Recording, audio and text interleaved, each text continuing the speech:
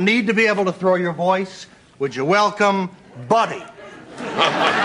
No, he's 14. He needs a car. Johnny Carson ran the most powerful desk in television history. Guests came in perfectly dressed, calm, ready for polite conversation. Then everything fell apart. A stream of whipped cream hit him mid-sentence. An axe flew across the studio and landed in the worst possible spot. A giant bird chased him off his own chair. A guest unzipped his pants live on air and pulled out a ringing telephone. No script. No warning. No safety net. These were not planned bits, they were pure chaos that turned into television history.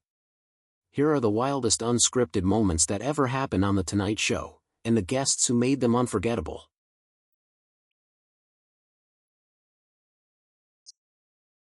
Dean Martin. He was already a few drinks deep and nobody on that stage was safe from his next move. The night belonged to three legends sharing one small couch. Bob Hope sat on one side firing off jokes without pause. Dean Martin sat on the other, cigarette between his fingers, laughing louder than anyone. Squeezed in the middle was George Gobel, quiet, patient, waiting for a single moment to speak. For minutes he barely got a word in. Hope kept talking. Martin kept interrupting with that loose, half-drunk charm the audience adored. Johnny finally turned the conversation toward Gobel just to give him some airtime. That was when George delivered the line nobody expected.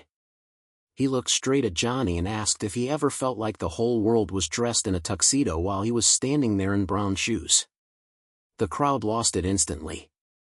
It was self-deprecating, it was sharp, and for a second the quiet guy owned the room. Dean Martin was not about to let that moment sit for long. Still holding his cigarette, still smiling like nothing serious was happening, he leaned toward George without saying a word. Then he flicked his finger against the cigarette. Ash dropped straight down into George's glass sitting right in front of him on live television. No warning, no apology, just a small careless motion that could have ruined the whole exchange. Except it didn't. George looked down at his now ruined drink and did not flinch. No anger, no confusion, just that same deadpan stillness he had shown seconds earlier. That silence combined with Martin's casual disregard for the mess he just made turned an already funny moment into something the audience could not stop laughing at. Johnny Carson himself lost it behind the desk, burying his face and reaching for a handkerchief to wipe his eyes. What made this moment stick wasn't the joke itself. It was the fact that none of it was planned. Three performers who had known each other for years were simply being themselves in front of millions of people, and one careless flick of ash became more memorable than anything written in a script that night. This is exactly why unscripted television from that era still gets watched decades later. It wasn't polished. It wasn't safe. It was real people reacting to real moments without a director stepping in to clean it up. She hasn't changed, has she? I saw her backstage looking... Steve Martin. Nobody in that studio expected a magic trick to start with a comedian unzipping his pants on live television. The year was 1992. Steve Martin walked out in a sharp tuxedo, calm and composed, the kind of entrance that usually meant a polished bit was coming. He reached center stage, faced the crowd, and said absolutely nothing. No greeting, no small talk with Johnny. Just silence and a completely serious expression. The audience waited for him to speak. He never did. Instead he reached down and slowly unzipped his pants in front of everyone watching. The studio froze for a second, unsure what they were witnessing.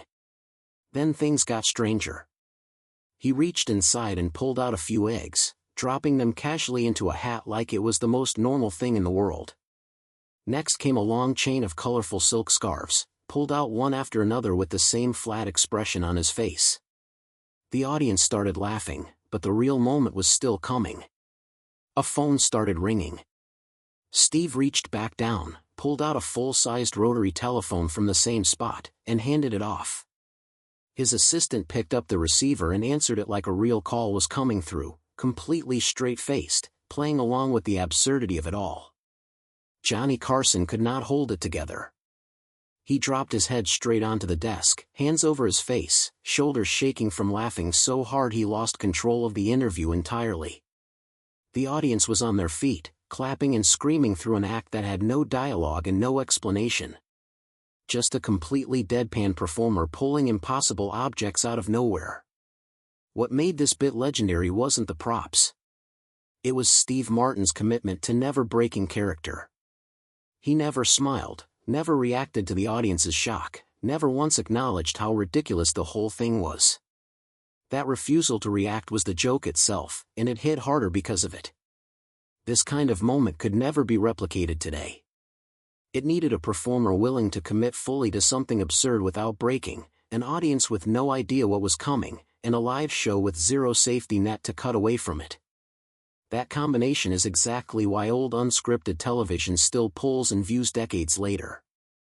Nothing about it was safe, polished, or planned, and that's precisely what made it unforgettable.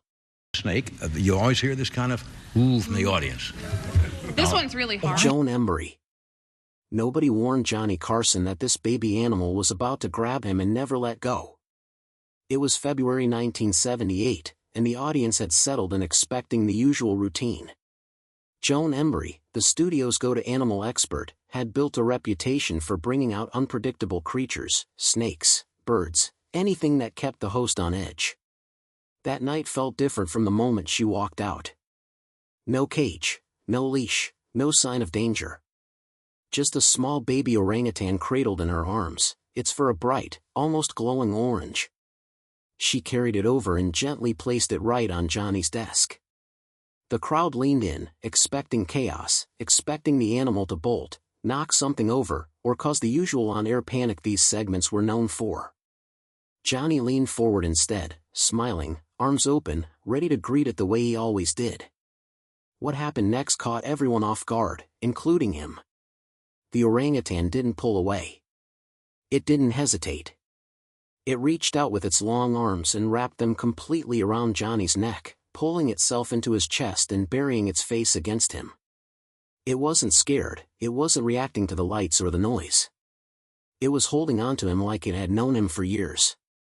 Johnny didn't push it away or try to keep his composure the way hosts usually do when things go off script.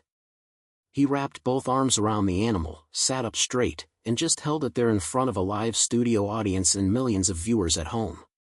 The tension that normally came with wild animal segments completely disappeared. The crowd didn't gasp or panic, they broke into a mix of laughter, applause, and audible sounds of affection. This wasn't a stunt anyone planned.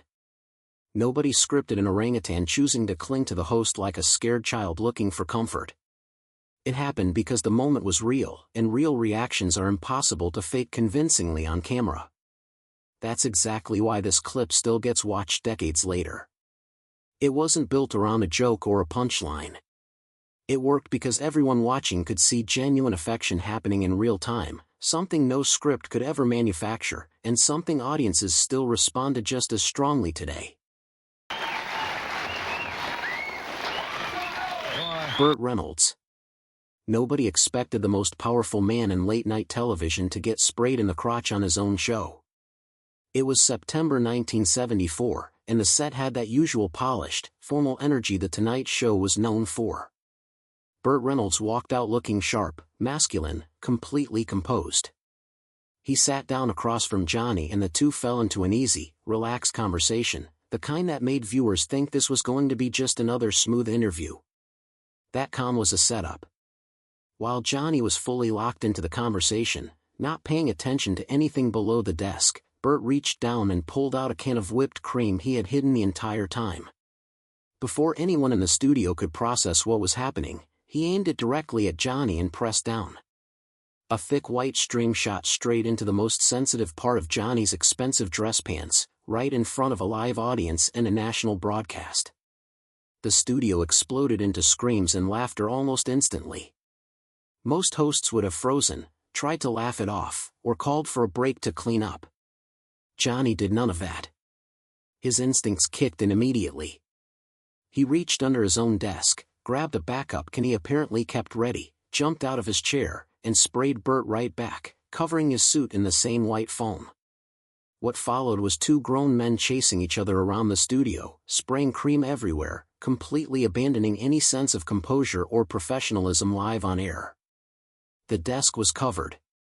Their suits were ruined. The audience was on its feet, applauding a moment nobody could have scripted or predicted, because nothing about it was planned in the traditional sense. It happened because Burt Reynolds decided to fully commit to a bit, and Johnny Carson decided to match his energy instead of shutting it down. That's the exact reason this clip still gets attention decades later. It wasn't a rehearsed comedy sketch, it was two people willing to look ridiculous on national television without hesitation.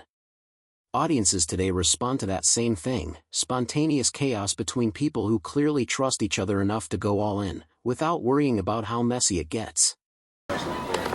Is this bear okay? Oh, yeah, he's fine. Oh, not That's that. all. Jim Fowler. Nobody expected the host himself to end up hiding behind his own guest just to survive the segment. The sky outside had turned gray that day, but inside the studio the energy was building the way it always did before Jim Fowler came out. He was the wildlife expert everyone trusted to bring something unpredictable, and this time was no exception. He walked out with his usual calm confidence, except this time he wasn't holding a small reptile or anything that stayed close to the ground. Behind him walked a massive African vulture, wings folded, eyes sharp, clearly not interested in sitting still for an interview. Jim let the bird stand freely on the studio carpet. The audience held its breath almost instantly. The vulture didn't stay calm for long. It spread its enormous wings and began flapping, the sound cutting through the studio microphones. Then it turned its head, locked onto the desk area, and started walking with slow, deliberate steps directly toward Johnny. Any pretense of composure disappeared immediately. Johnny didn't try to look brave or in control the way hosts usually do when a segment starts slipping. He slammed his hands on the desk, jumped up, and bolted. He ran straight around to Jim Fowler and pressed himself tightly against the man's back, gripping his jacket like a human shield between himself and the bird. Jim, completely unbothered, calmly mentioned that the vulture just wanted to get to know him. Johnny, still half hidden behind his guest, made it very clear he had zero interest in getting acquainted with it right now. The audience lost it. Thunderous laughter and applause filled the studio at the sight of the most powerful man in late-night television reduced to hiding behind his guest like a scared kid avoiding a stray dog. Nobody rehearsed that reaction. Nobody could fake genuine fear that convincingly on camera, and that's exactly why it worked. It wasn't a bit built around a punchline, it was pure instinct caught live in front of millions of people. This is why clips like this still hold up decades later. Audiences don't just want jokes, they want real reactions from real people caught off guard, and nothing delivers that better than a giant bird deciding it wants to be friends at the worst possible moment. Give me a break, Warden. I'll do my own shtick. I'll be alone. Don Rickles. Nobody expected the host to walk straight onto another show's set just to get revenge over a broken cigar box. It happened in 1976, on a night Johnny wasn't even hosting. Bob Newhart had taken over for the evening, and Don Rickles was out there doing what he always did best, talking fast, cracking jokes, getting louder as the conversation picked up energy. At some point he got so into it that he slammed both hands down hard on the desk without thinking twice. The impact was enough to shatter Johnny's expensive wooden cigar box sitting right there on the corner. Nobody thought much of it in the moment. It just seemed like another loud, chaotic night with Rickles doing what Rickles does. Then Johnny came back to work the next day. He walked up to his podium and immediately noticed his favorite cigar box was destroyed. Instead of quietly replacing it or letting it go, he decided to turn the whole thing into an unscripted confrontation. He picked up the broken pieces, called over his camera crew and boom operator, and led them straight out of his own studio and down the hallway. He didn't stop at Rickles' dressing room. He walked directly onto the set where Don was filming his sitcom, live, mid-production, without knocking or waiting for anyone to say cut. The entire cast froze the second Johnny pushed through the door holding the shattered box. He marched right up to Don Rickles' face, holding up the evidence in front of cameras that had nothing to do with his own show.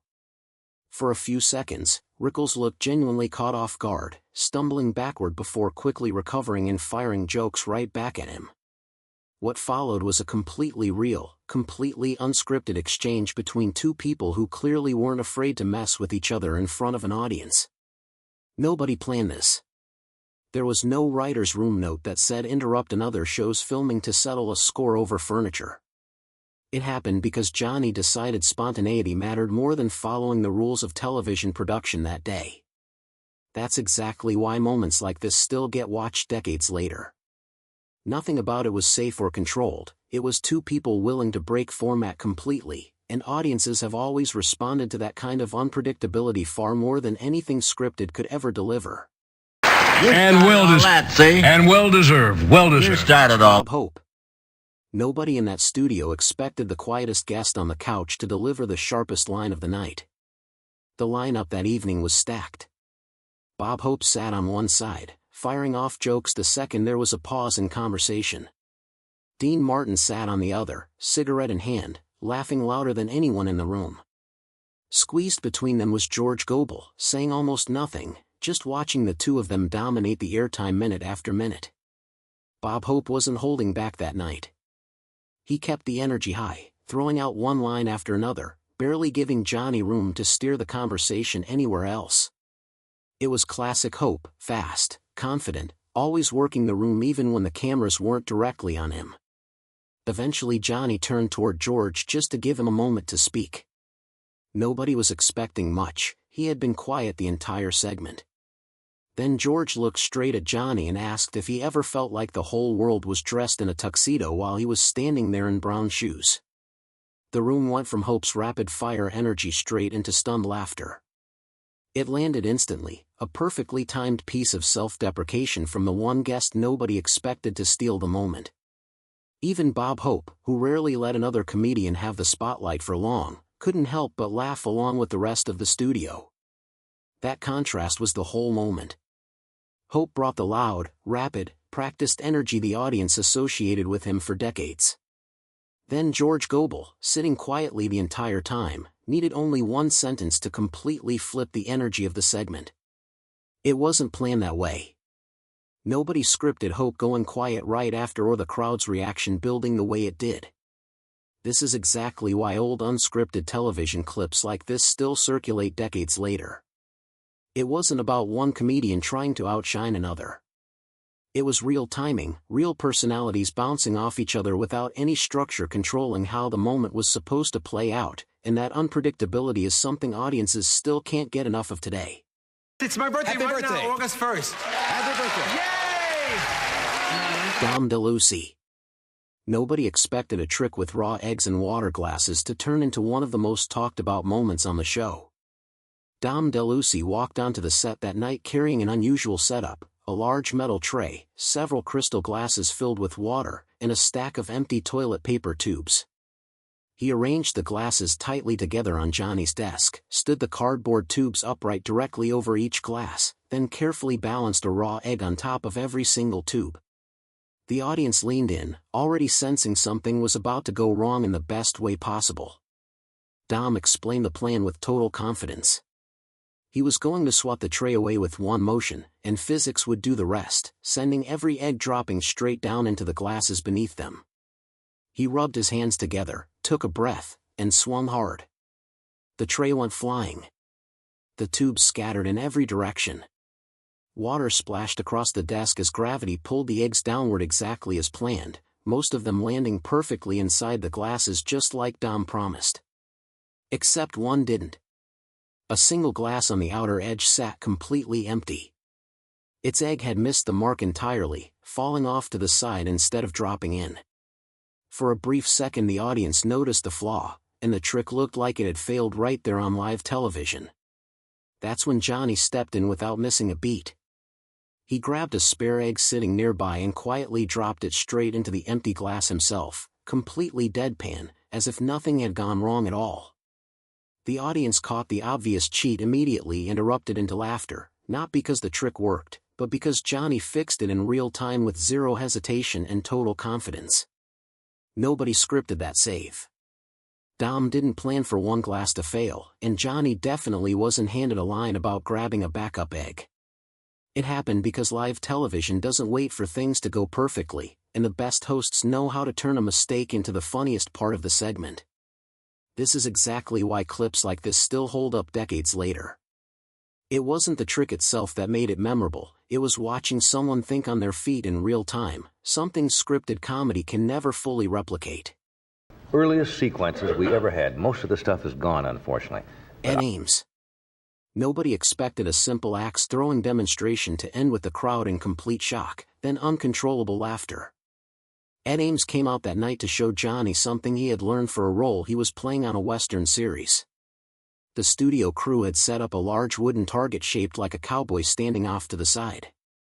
Ed picked up a rail metal tomahawk, gripped the handle firmly, and explained he was going to demonstrate the proper throw, the kind his character would use in the show. The studio went quiet as he lined up his shot. He wound up, stepped forward, and threw the axe with real force across the stage. It spun through the air and hit the target with a loud, heavy thud. But it didn't land anywhere near where it was supposed to. Instead of the chest or the head, the blade landed directly in the most sensitive spot on the wooden cowboy, right between the legs, the handle still shaking from the impact. For one full second, nobody in the audience made a sound. Then the entire studio erupted at once, laughter breaking out from every direction as people realized exactly where that axe had landed. Ed immediately moved to pull it out and fix the moment, clearly caught off guard by his own throw. Johnny did the opposite of what anyone expected. He didn't laugh, didn't make a joke, didn't rush to smooth things over.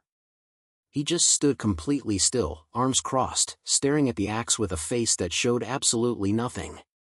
That silence made everything funnier. The audience kept building, laughing harder the longer Johnny refused to react, until the studio was practically shaking with noise. He let the moment breathe instead of cutting it short with a quick line, and that restraint is exactly what turned an accident into one of the most talked about seconds in the show's history. Nobody planned an axe landing there. Nobody scripted Johnny standing frozen instead of reacting. It happened because live television doesn't offer second takes, and sometimes the funniest response is choosing to say absolutely nothing at all. The electronic dummy, you don't need to be able to throw... Albert Brooks. Nobody expected a children's toy to completely destroy Johnny Carson's composure on live television. Albert Brooks walked out that night without any of the usual props comedians brought to the show. No magic tricks, no elaborate setups, just a small electronic device in his hand, the kind of educational toy meant for teaching kids to spell. Except this one didn't look like a toy anymore. He had attached two small plastic arms to the sides, glued on an oversized fake nose, and topped it off with a tiny pair of sunglasses. He walked up to Johnny's desk, placed the device down carefully, and introduced it like an old friend, giving it a name and treating it with complete seriousness, as if there was nothing unusual about bringing an electronic toy on as a guest. Johnny leaned in and asked if this thing could actually talk to them. Albert nodded, completely straight-faced, and began pressing the letter buttons on the device. Instead of full sentences, it responded the only way it could, spelling out disjointed syllables in a flat, robotic voice.